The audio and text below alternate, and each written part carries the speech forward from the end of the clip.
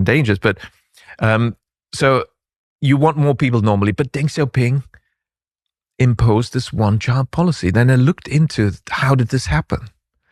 And it turns out that it was early on when he was implementing the high growth system from Japan. The particular person who was invited to China as the key, helper with this high growth system was a very able Japanese economic planner, high growth planner of the 1960s. And in 1978, when Deng Xiaoping came to Japan, he was told by the Japanese, okay, talk to this guy. And he was our man in the 60s, now retired. He may be able to help you. And Deng Xiaoping asked him, can you please come to China soon? Like now. I need you now. 3 days later, he was in China with, there was 12, including other colleagues that he brought along. Now, who was he? His name is Okita, family name Saburo Okita. Now, by that time, he had been recruited by the Club of Rome into the Club of Rome's executive committee. What was the Club of Rome? Yeah, that is a very good question. What actually is the Club of Rome? Well, it's also an institution that, this really big turning point in 1971. That's when the Club of Rome entered the world stage, so to speak. That's the year the U.S. defaulted on its gold obligations. Yes. With its report, The Limits to Growth. There's allegedly limits to growth. Now, of course, haven't we heard this before? I mean, this the whole degrowth movement, climate change, right. All sorts. Growth is bad and we need to limit that. Limits to growth. We've reached the limits to growth. This has basically been the story in the media ever since the Club of Rome came out with this report. So the Club of Rome was founded by, and it's not really disputed, by Rockefeller, supported by Rockefeller. Certainly in the early years, that was very clear. They met in the Rockefeller villa in Italy and, all that. And then very early on, this executive committee drafted also Mr. Okita from Japan, which is very ironic because he's the high growth expert. But the Club of Rome's two main messages were, economic growth is bad and we need to reduce it. We've reached the limits. We're going to destroy the planet, blah, blah, blah. We need low growth. And secondly, too many people on this planet. In fact, very much regurgitating the views of the East India Company leadership and its hired economist Thomas Malthus, famous for his prediction, population growth is too high. There's not enough food. We're going to starve. We need to reduce the population growth. Sometimes what you read sounds more like we need to reduce the population. And of course, that's what they did in India. Yes.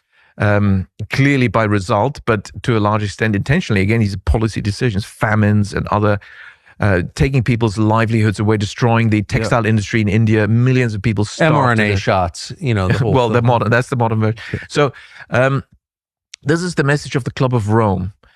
And the Club of Rome drafted this high growth expert.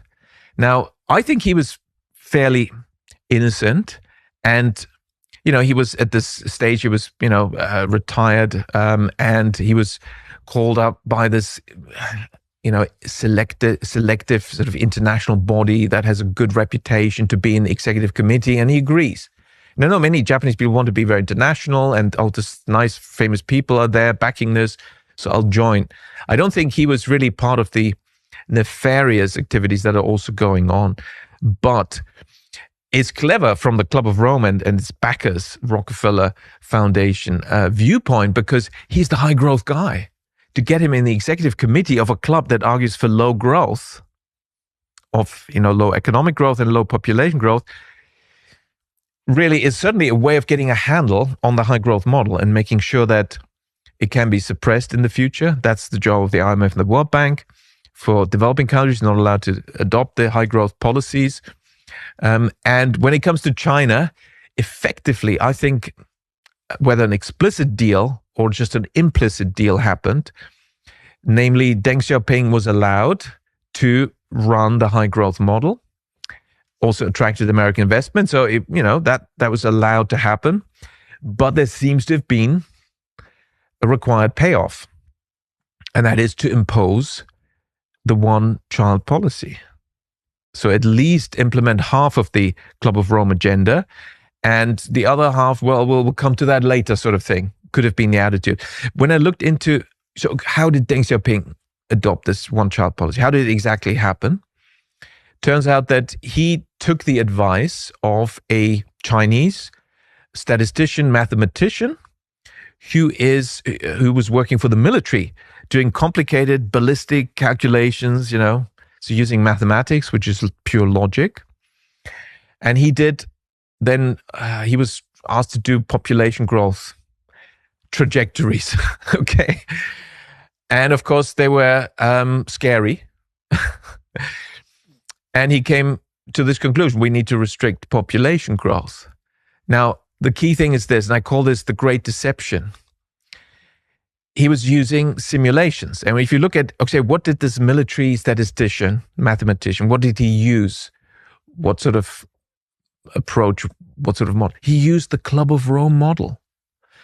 Now, why was a Chinese sort of military-related mathematician using the Club of Rome model? Of course, it was in the West. It was propagated. It could just be by chance that he just saw the headlines in some Western publications.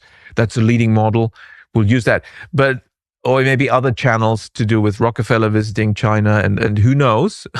But we know the result, that he used, as a fact, the Club of Rome's model, which is entirely simulation. And that is a great deception, because you can make up any simulation of anything and present it. Right. But it's used to convince people and give the impression that it's factual. And this is used in economics. It's used for growth trajectories.